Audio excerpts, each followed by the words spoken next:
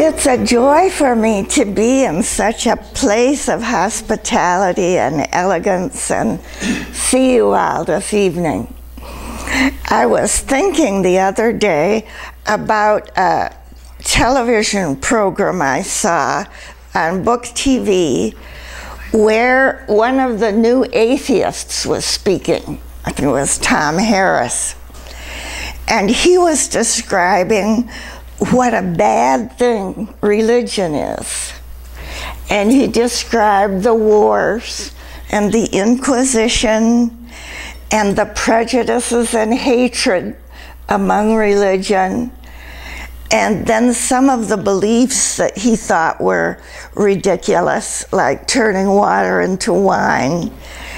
And so his thesis was that the world would have been much better without religion, without those wars, without those hatreds, and without those beliefs that he thought dwarfed the human mind.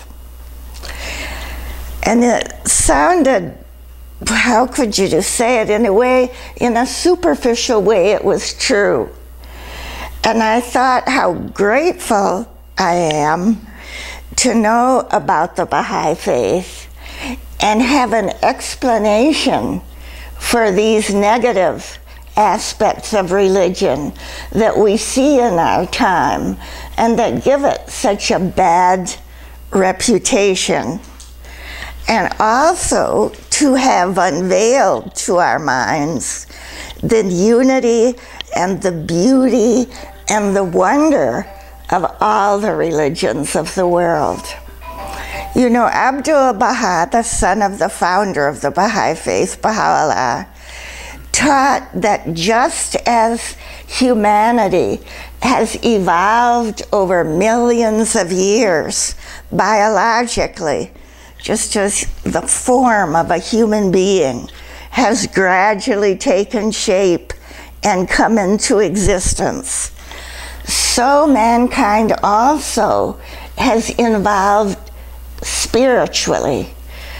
And Abdu'l-Baha told us that at different periods in history, God would send a messenger. And this messenger would be like no other human being. He would have the knowledge of God and the power of the Holy Spirit to affect people. And the stories of the messengers are all very similar. They would begin to teach, they would arouse the antagonism and animosity of the people in power, the priests and clergies, sometimes the temporal leaders.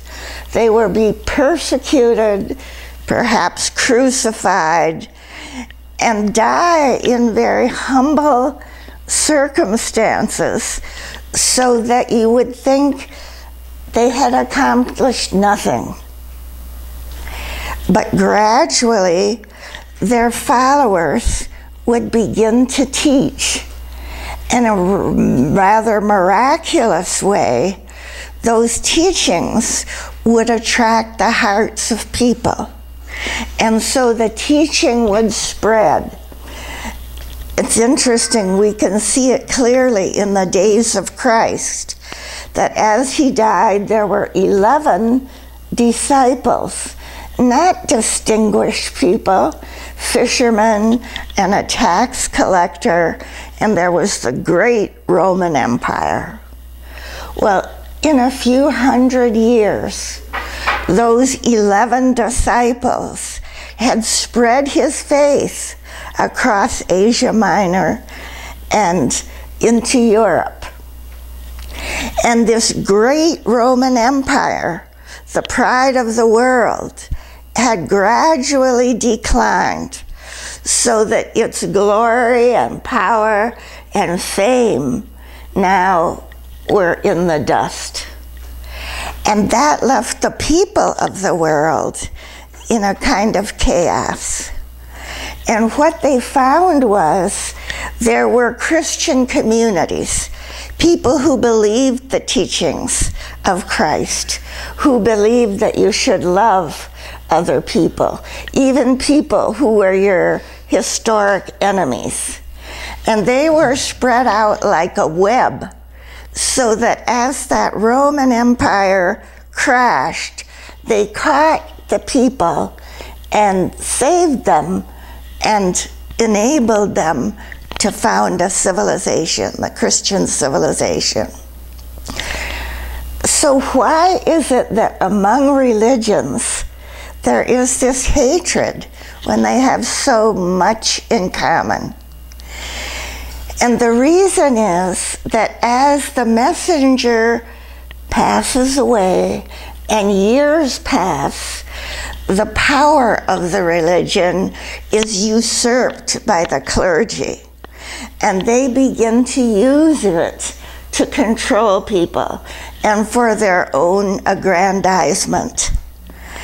And they cover the original teachings with such a heavy cloak of dogma and man-made interpretations that the initial spirit and inspiration which was there is gone. And then comes the winter time of religion, which is what these agnostics were describing, when there is warfare, prejudice, degradation. We hear every day about the evils which have been performed in the name of religion. The Catholic Church has been riddled with the most atrocious scandals in this country and all over Europe. So that power which raised up the peoples of Europe, made friends of tribal enemies, founded hospitals, that power is gone, and there is a kind of spiritual deadness and emptiness in the name of religion. And so Abdu'l-Baha said religions come very similarly to the seasons of the year.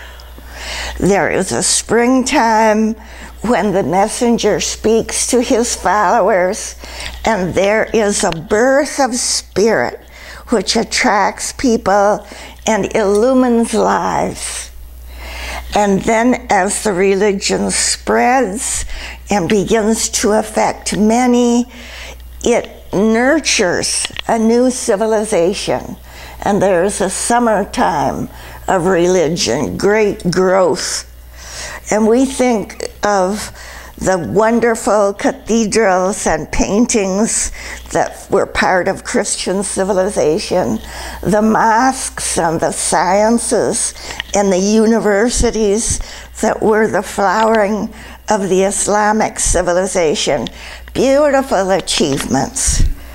But all of them then come to this period of winter, when the spirit has dried up and the powerful clergy are in control.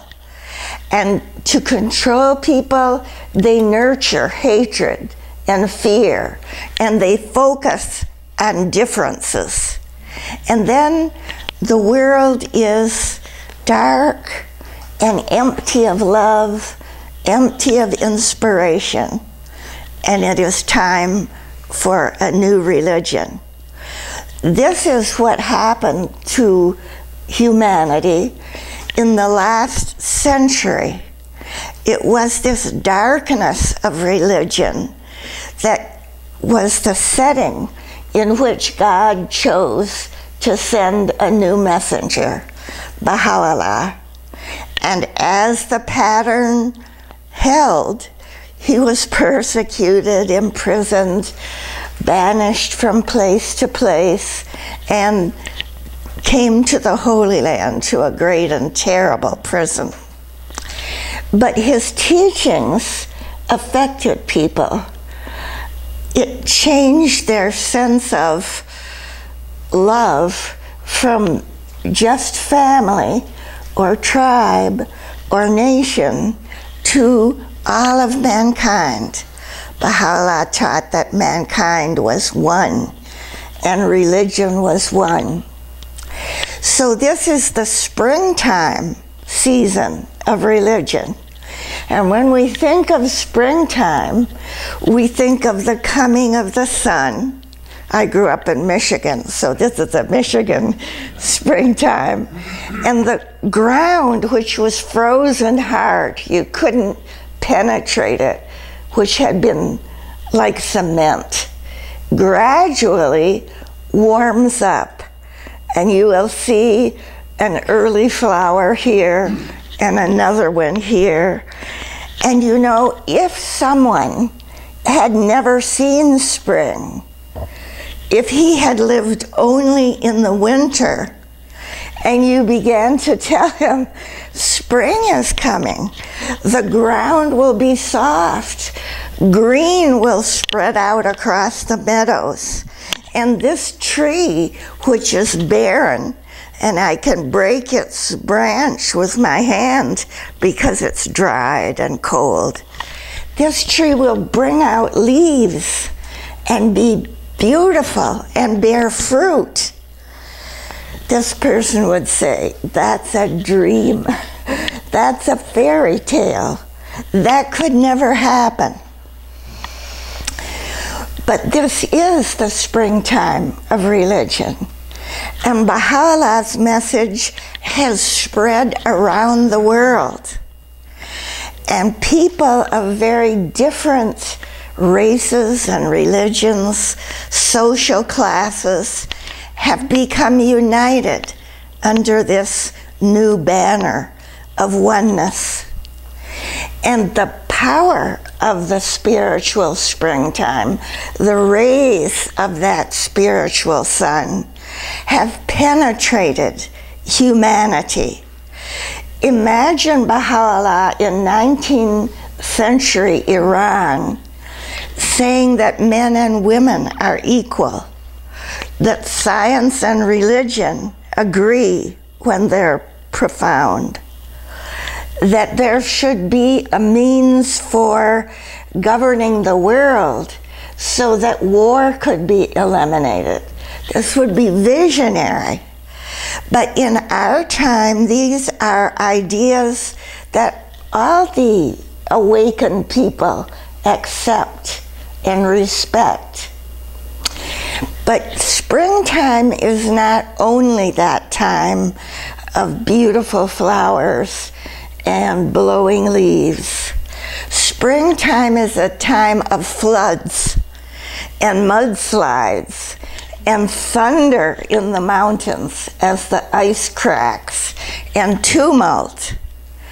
And that also is our time, because Baha'u'llah taught that the institutions which promoted racism or nationalism or the control of many by a few, the unfair distribution of economic goods, those institutions would fail.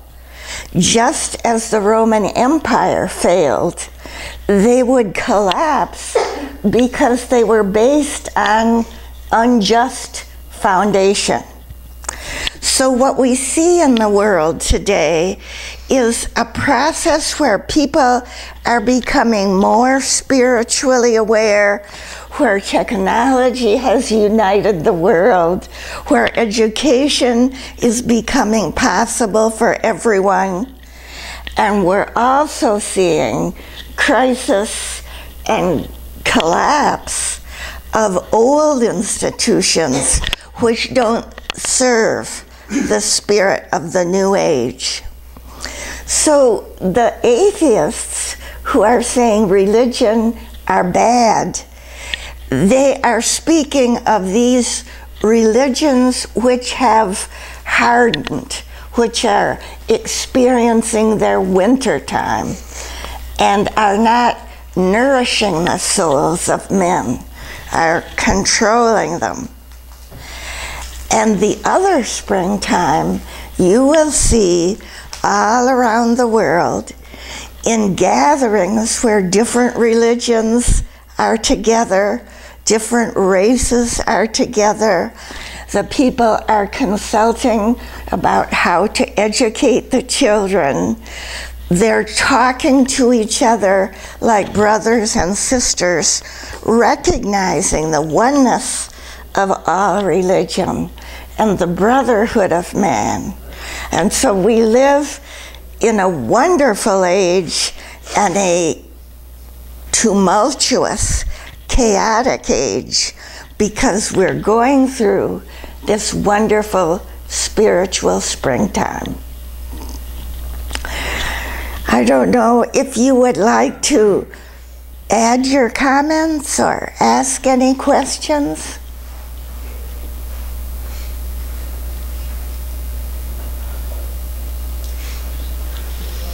You know, the principle of unity, which Baha'u'llah taught, is very powerful. And when I was growing up in America, the great tension and the violence concerned black and white people. And so we worked very hard, and in the southern states, for the Baha'i community to be integrated long before the Civil Rights Act was passed. And we were proud of that unity. It felt like such a triumph of love over animosity. And then I was going to travel to Africa, and I thought, well, that will be a place of oneness because everybody is black. I got to Nigeria, and I went to two different tribal groups. One was the land of the Yoruba, and the other was the land of the Igbo. You remember the war in Biafra, maybe some of you. It was between those two groups, enemies forever, and very different in temperament. The Yoruba were tall and lean. They had long fingers. The typical warrior you think of as a great runner, that kind of physique. They loved poetry.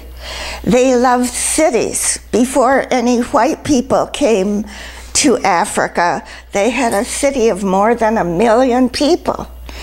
And their poetry told them how the world was created when God let down a ladder from heaven to their capital, Ife, and brought them into being. Fascinating artistic temperament. The Igbo people were small, a little portly, and they were tremendously industrious. You would see one who would start with a few spools of thread and needles, and in the next year he had a box full of things and would go house to house to do sewing. And then in the next year he would have a shop. Very industrious and hard workers. They did not like each other. The Igbo people worked hard, learned office skills, and took the majority of the jobs in the civil service. And the Yoruba people were envious and angry. Well, the war began. Terrible war. The Igbo were surrounded and kept from getting food and starved. And finally, by exhaustion, the war ended. Well, I went to a feast in Ife, the Yoruba capital, and there were some Igbos present. And everybody was consulting and praying, and they were very friendly. And then afterwards, one of my friends said, this is a miracle, that these people who have been enemies for centuries should meet together in love and unity. He said, not only that, a year ago, there was political strife, and the rumor was that war was going to come back between the Yoruba and the Igbo. And the Igbo were very frightened, the ones who were living in Yoruba land. They didn't know what to do. Should they go back, lose everything that they had built? Would their children be safe? And so they brought up this question at the feast, and they repeated the rumors of warfare, and they explained the reason for their fear, what they had seen in the previous war, and this went on. And the Yoruba people, the Yoruba Baha'is, were quiet. They listened to the rumors. They saw the fear in the Igbo people. And then finally, when a quiet moment came, one of them said to one of the Igbo speakers, "If war comes, come to my house, I will protect you." And then that was the invitation that was made, so that they treated one another like family. And it was amazing for me to see that in every continent, in every country, there were tribal and religious animosities that could be dissolved and overcome, and a sense of oneness and brotherhood could be built.